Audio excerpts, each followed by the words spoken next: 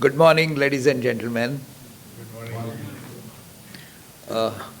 And a big thank you to you, Vinod, for that excellent introduction, which is actually on my website, written by my daughter, so you can see the appreciation there.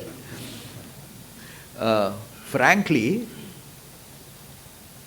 95% of it is now irrelevant. I retired 15 years ago, and for last 15 years, my identity has been blogger, and I blog extensively, and particularly I have been exploring the lives of people at the bottom of the pyramid, that is to say, the people living at the lowest strata of the society. So my blogs reflect that.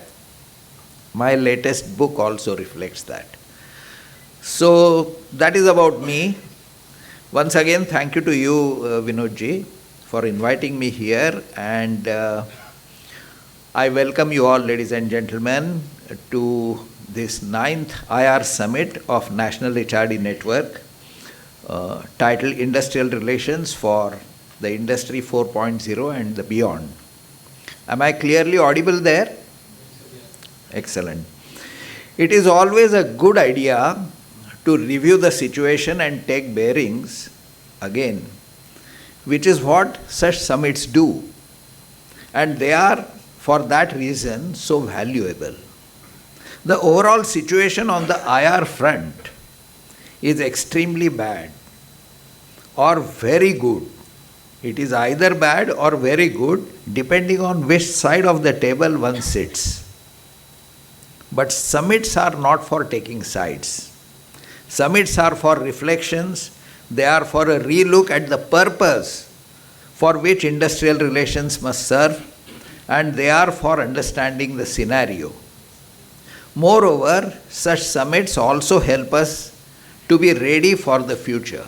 And this is why, Vinodji, thank you so much for organizing this summit.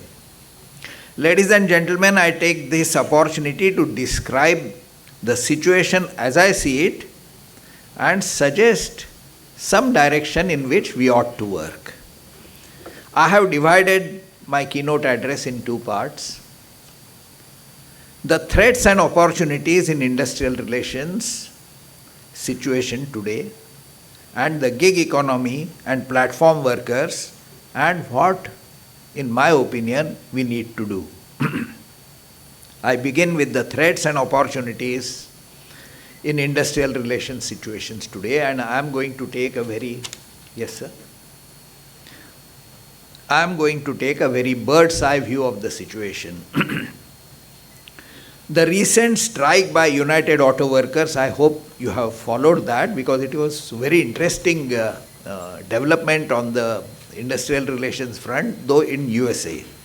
The recent strike by United Auto Workers caught the imagination of many people. They were very assertive in getting their demands accepted. They were so aggressive that they said no compromise. We want 40% increase in wages. 40, okay.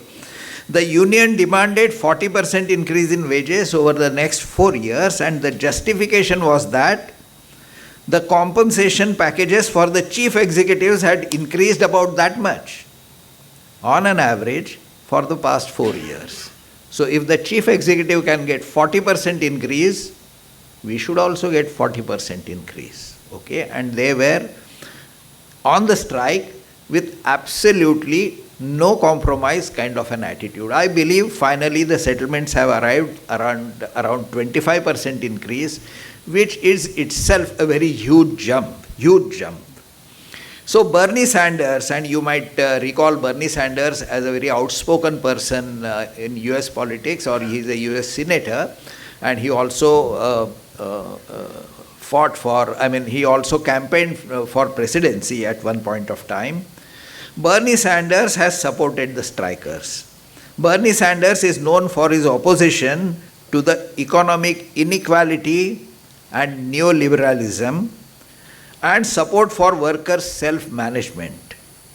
He said, and his words are very important, he said, the fight that you are waging here is not only about decent wages, decent benefits, and decent working conditions in the automobile industry? No, this is not the fight for it. He says further, the fight you are waging is a fight against outrageous level of corporate greed. The fight you are waging is a fight against the outrageous level of corporate greed and arrogance that we are seeing on the part of CEOs who think they have a right to have it all and could not care less about the needs of their workers. Look at the language by the senator, and that also to some extent resonates with the emotions that are there in our country as far as my knowledge and experience goes. Corporate greed has never been so sharply brought in limelight at the global level. President Biden sent his emissaries to find a solution, and later he joined the picketing line also. The president is joining union's picketing line. Okay? An interesting aspect is the government of USA in some way intervened in the dispute. President had sent 2 of his emissaries to bring about a settlement quickly. This situation is quite akin to ours. The corporate greed has touched exceptional levels, absolutely exceptional levels. Okay?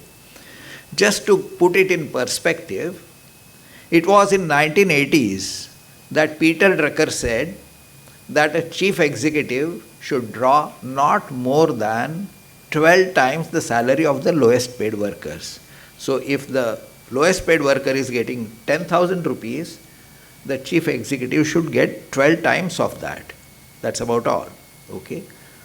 But ages ago, centuries ago, Plato said there is no job in this world, the value of which is more than 5 times that of any other job. What he says is, if your worker is paid 100 rupees, the chief executive cannot be paid more than 500 rupees. But that was centuries ago, right? Switzerland tried to bring in a law which said not more than 12 times. Okay? The law never got passed. You can imagine why it never got passed, right? In India, there was a Bhutlingam committee constituted sometime in mid-70s, and Bhutlingam committee said the ratio should be 1:16. Okay. Now, these are some of the hard data we have on the opinions of people as to how much should be a corporate head be paid in relation to his lowest paid workers. What is happening today? It is for 1,000 crore company, the difference is more than 1,000 times. So, 1,000 crore company CEO gets about 10 crores, okay, as his CTC, whereas you know what the person on the lowest level gets. And I am not talking about contract workers or trainees and other people who get only the minimum wages, but their own permanent people, they also get less. So the corporate greed at an overall level has touched dizzy levels, and the government on the other side has been a bystander. In 70s and 80s, as my friends Dwarkanath and Vineet here and Dr. Mehrotra will tell you, the government would intervene at the drop of the hat. Okay? Third party intervention, as they used to call it. But now, the government doesn't intervene at all. They have taken a stand of, they are practically a bystanders now. So third party intervention, although it is there in Industrial Disputes Act, is a thing of past. It's a relic of the past now. What is surprising is that even the regular inspections have been done away with. 16 women died. 16 women died in the factory at Pirangud, which worked without registration under Factories Act for 8 years. Can you believe this? For 8 years they did not register the factory and they were working happily. They were even exporting goods. And for 8 years it went on till they had a fire in which 16 women died on the spot. They were burned to charcoal. And it was only last week that 6 more women died in an unregistered factory at Talaude near Pune. So suddenly things have come under limelight for 2 reasons. One is it is accident, and second is it involves women. Okay, so people are more sensitive for women dying in an accident. So 2 things have come. But the problem is that government has stopped inspection. So we have moved from an inspection Raj, when the inspectors would come and actually practically harass you, okay, and demand money, to no inspection at all. And we are now seeing the results of that. So I am told that no inspection is now allowed without the authorization of Chief Inspector of Factories. So any inspector who wants to go and inspect the factory, there are government resolutions passed to this effect. So if the inspector wants to inspect any factory, Chief Inspector has to approve. So we have reached that, and we are seeing the consequences of the extreme shift in the policy. You would have read about Wistron, what happened there. Okay, there was violence there, and people were paid minimum wages, but every day they work 12 hours. Now, in which factory you are allowed to work 12 hours every day and all 30 days? It's not possible. And contractors through which those people were employed were not paying them in time. So people revolted, and there was a violence. Okay. After the violence, suddenly compliance with law, which is the basics of any industrial relations, they said we will start. This is what Wistron did. Why did it do that? Why did Wistron comply with the law? Now this completely catches all of us by surprise. Wistron complied with law because they were supplying iPhones to Apple, and Apple put them on probation. Now putting you on probation means we will watch you whether you are complying with law or not. And the moment Apple, which had given contract for making iPhones to Wistron, they said that you will bloody well comply with the law, Wistron fell in line. It did not happen because of the government. Now who is vulnerable in this process? The workers are vulnerable. Okay?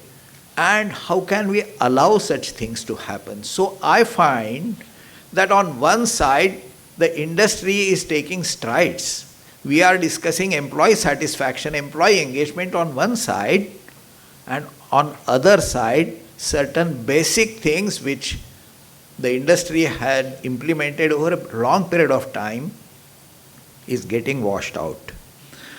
So I'm not really standing here as champion of workers, but I wish to say that certain rights and laws came into force after a long struggle, and they are seen as embodying good values. Okay, there is a lot of talk about good values, but does it reach the lowest level? So all this, they are seen as embodying good values which our society recognizes. Those values have been discarded. They have been given a short shrift. This has been the fallout of liberalization, globalization, and neoliberal economic policies. The weakened unions, which have lost all their teeth now, are silently witnessing huge employment of flexible workforce. There are trainees, there are contract labor, there are fixed time employment workers. There were also NEEM workers. That NEEM scheme has been withdrawn now, but against NEEM scheme, it was so exploitative that some people from Pune, they filed a public interest litigation, and government was wise enough to withdraw NEEM. I am told that the scheme has been reintroduced with some other name now. I have not really looked at that. The political leaders in our 70s and 80s, all trade union leaders had political connections. Okay? And very often they were not workers, they were outsiders. Where are they now? You don't see them leading the workers at all. You don't see them leading the workers at all. So, they are now looking at real estate and not, workers' welfare. This is the tragedy which is happening. I asked Google, how many MPs represent workers in the parliament? Okay? Or those with trade union background. And I drew a blank. Even Google doesn't seem to know this. Now, this is a state of affairs which we have reached, and it is alarming state of affairs. This situation is not peculiar to India. That is the most unfortunate part. It is happening worldwide, but that cannot be a consolation for us. The purpose of industrial relations, and in this summit, we must focus on the purpose of industrial relations. It is to create a good workplace, which in turn is essential for creating an equitable society. We cannot lose sight of this objective. Is there an opportunity in the situation? Can something be done? Yes, I surely think there is something that we all can do. And while people divide HR and IR as two separate things, okay, my view is that at a certain level at which people work, at a high level, at the HR head level at people work, it is all about managing people and people management policies, okay. HR and IR at a lower level, you can divide into two slots. But at a central level, the concern level has to be the people management policies. And I see an opportunity, as I said, it is to create monolithic organization, one which does not recognize plurality in terms of workers and management, but treats the entire organization as one homogeneous group. And that requires a big change of attitude. My impression is that those organizations which have adopted Japanese way of managing, like Toyota Production System, may be closer to this ideal than our traditional way of managing. There are, of course, exceptions to this statement, and I am not going to take any names, but nevertheless, let me mention that there are factories at the SME level who have implemented this concept exceedingly well, and I have often talked about Polyhedron. You are welcome to go to their site. Actually, it's worth going to their site, and there is a case study. Click on the case study and you will understand how Polyhedron beautifully manages a monolithic organization. There is another organization of which I am the independent director, High Tech Engineers. They do the same thing, and I recently came to know that there is another one in Aurangabad which I have not yet gone and met, but they follow identical practices, and it is the philosophy of the entrepreneur which matters. It is not really what I would say dividing people into white collar or blue collar or workers and managers. That doesn't work. They treat everybody with equal hand. I would once again like to emphasize the need and possibility of creating monolithic organization, and that holds huge challenges for the management. It's not easy to do that, but it is worth doing it. The first would be to create and implement a common policy of people management. And the mindset is so strong, managers and workers, that to have a common policy of people management seems to be a radical idea to some people. If you search IR policy on the website of Indian companies, you are unlikely to find one. You have HR policies, but you don't find IR policies. If you go to Swiss companies like Nestle or SKF and all, you will find IR policies very clearly articulated. Why can't we do that? Okay, I think the beginning has to happen there. And creating monolithic organization will not be difficult because there are now techniques in the hands of HR or IR professionals. And there are 3 techniques which can be used. So when we really don't know what to do and when we really have a big objective, we need to reach there, but we have to work out a plan, in which case there are 3 things which help us.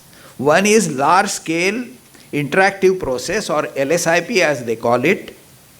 The other is open space technology, and the third is World Cafe. All are available on the internet. World Cafe is something I have actually implemented in at least 65 various organizations, 65 times I would say, in various organizations, and it always succeeds. It always succeeds because it generates conversations among people and conversations that matter. So this is an opportunity and challenge for the industrial relations professionals. Industrial relations are built on 4 pillars: respect, equality, safety and trust. It is possible to do it in the present circumstances, and we have technique for doing that. I just mentioned LSIP, open space technology and World Cafe, which are based on these very 4 principles to create conversations for change. I would now like to speak about Industry 4.0. So Industry 1.0 started in 1780 with mechanization. Industry 2.0 started in 1870 with electrification. Industry 3.0 started in 1970, which represents automation. Industry 4.0, which started in 2011, is all about digitization and digitalization. And Industry 5.0 has reportedly begun in 2020. I repeat, 2020 is all about personalization and humanization. So Industry 5.0 has already arrived. I will go back to Industry 4.0 since that is the theme today. I have learned 2 new words. The 2 new words are digitization and digitalization, and these are different. I wasn't aware, honestly. I was using them interchangeably, but digitization and digitalization are 2 different words. Digitization means converting and recording the data in computer in some form. Digitalization is all about developing processes and changing workflows to improve manual systems. Anything I can do? Okay. Okay, I'm sorry. So digitalization is all about developing process and changing workflows to improve manual systems. Technologists believe that singularity will be achieved by 2031. So it is just 8 years away. Singularity means when artificial intelligence will equal or exceed human intelligence, and it is just 8 years away. One cannot even guess what it will mean to work 8 or 10 years from now. Before 1990s, in 1975 when I joined Asian Paints, people used to carry an order book with 3 carbon copies, and the dealer would write down the sales representative would write down his order. Okay. Today the dealer books order directly on the website. Sales representative doesn't come in picture.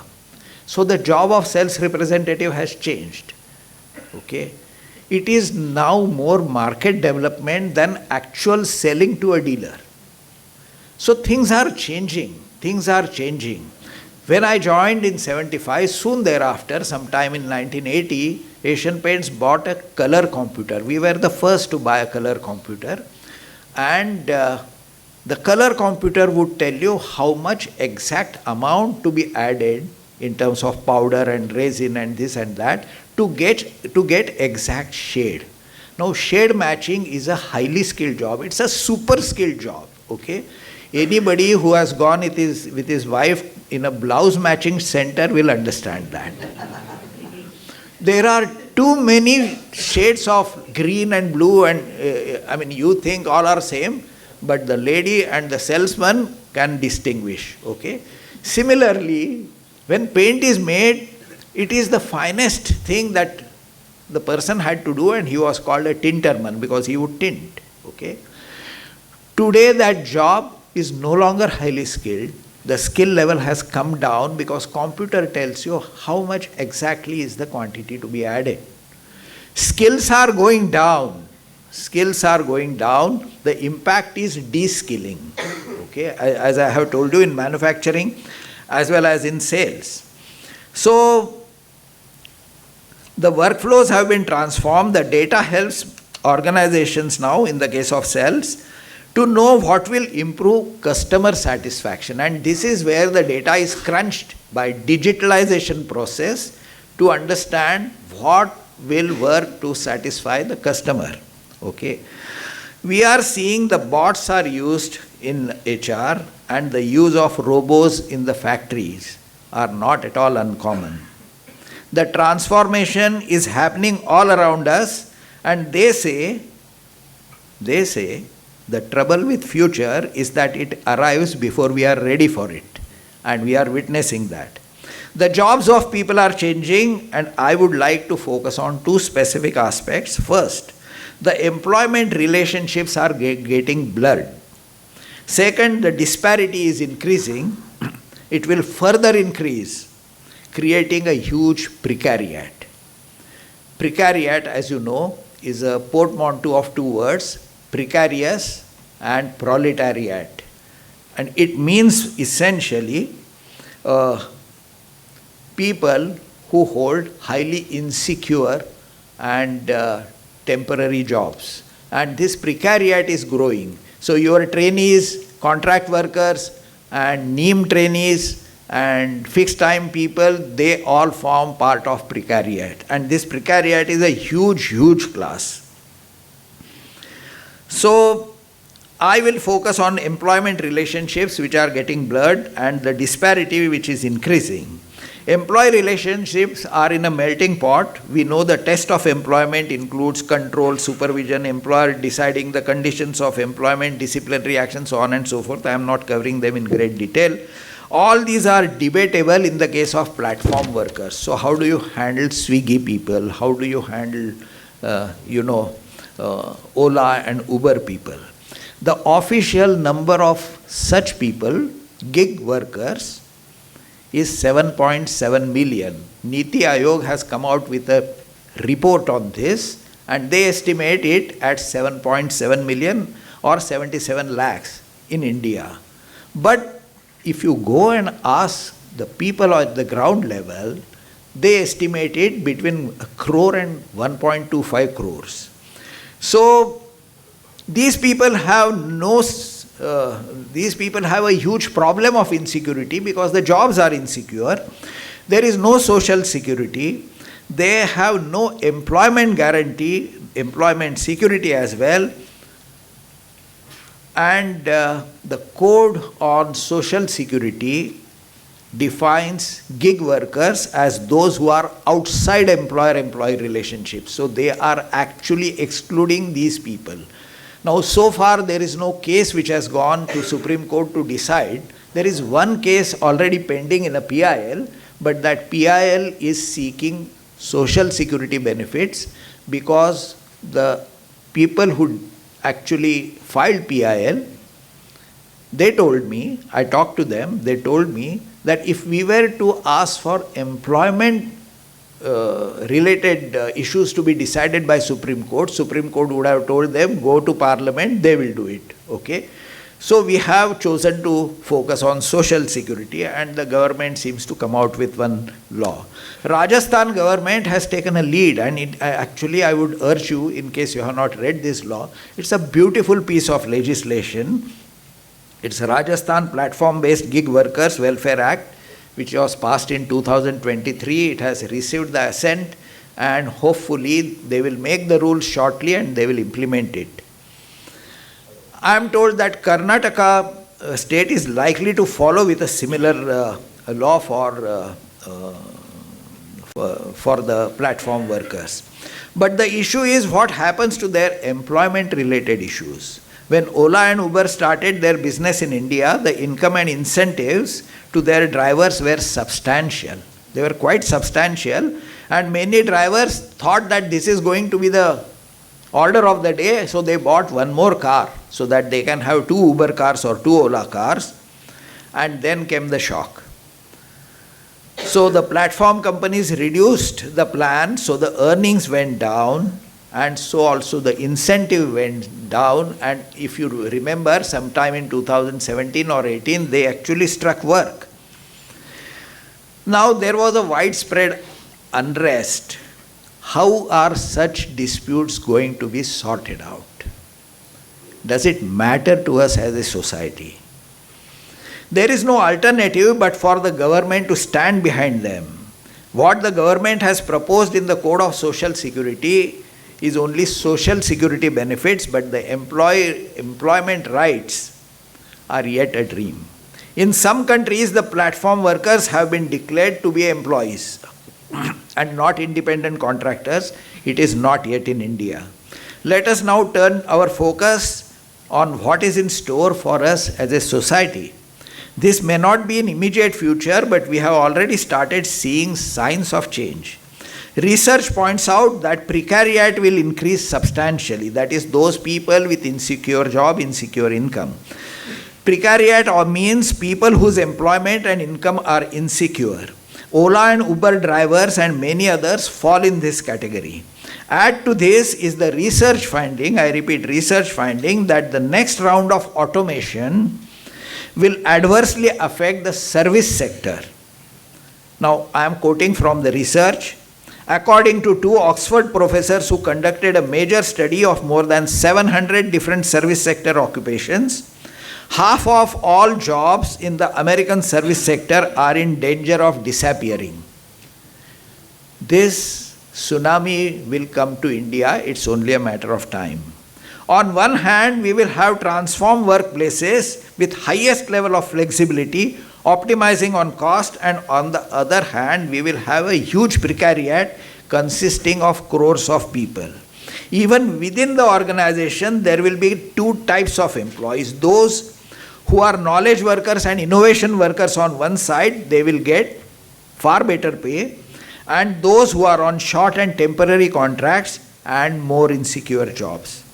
We will have an interesting situation where sensitivity to customer satisfaction and managing costs will be all-time high, and security of employment will be all-time low. It will be constantly a trade-off between sensitivity and security, and that is not going to be easy for us to handle. I am coming to the last part. So we come back to the 2 questions. What kind of society we want to build? What kind of society we want to build, and what kind of organizations we want to build, and what is our role in that? None of us have complete answers to these questions, but I would beg to submit that we know what would help us arrive at this answer. It is conversation. As I said, when in doubt, hold meaningful heart-to-heart conversations. We have mastered the art of having minimum conversations while at work. That will not suffice. David Bohm, the great scientist who advocated genuine supportive dialogue, which he claimed could bridge and unify conflicting and troublesome divisions in the social world, champions conversations and dialogue. Edgar Sheen, you must be familiar with Professor Edgar Sheen, who worked at Harvard for 50 years. At the end of 50 years, he writes a book called The Humble Inquiry, and he says that looking back, I realize it's the conversations which will do the trick.